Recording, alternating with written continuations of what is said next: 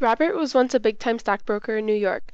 Previously at the top of his game, he had everything he ever wanted, money and the respect that came with it. However, things took a drastic turn for the worse.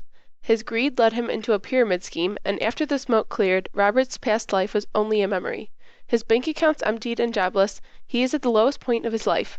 One day, he finds himself stumbling around Chinatown, an ethnic enclave, until he spots a Chinese restaurant. He wanders inside, hoping to get something to eat, drink, and momentarily forget his troubles.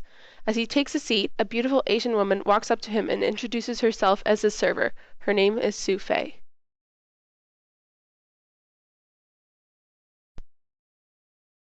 Can I get you anything to drink? I'll take a coffee, thanks.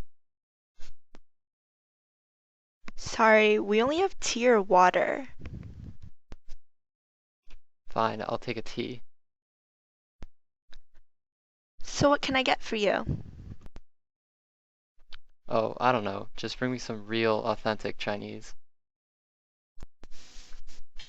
Here's your meal. What is this? It's dan dan noodles and mapo tofu, authentic Sichuan Chinese like you asked for. What? No, I meant like General Tso's and fortune cookies. Real, authentic Chinese.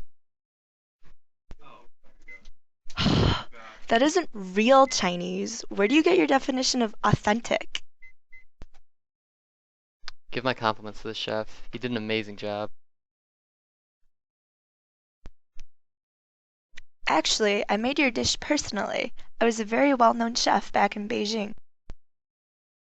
They have restaurants in China? Isn't that entire country filled with savages and roaming Mongolians?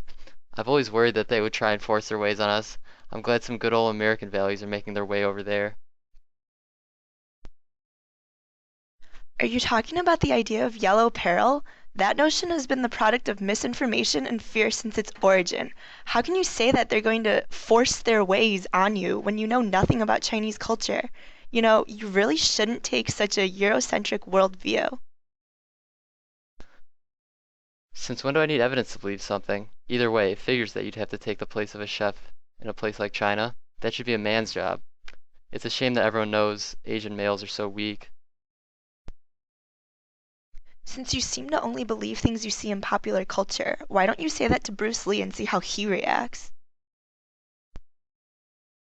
Oh, he's just an exception. But he's the model Asian. That's how every Asian should act. Why would every Asian have to act the same? We're all individuals with our own personalities.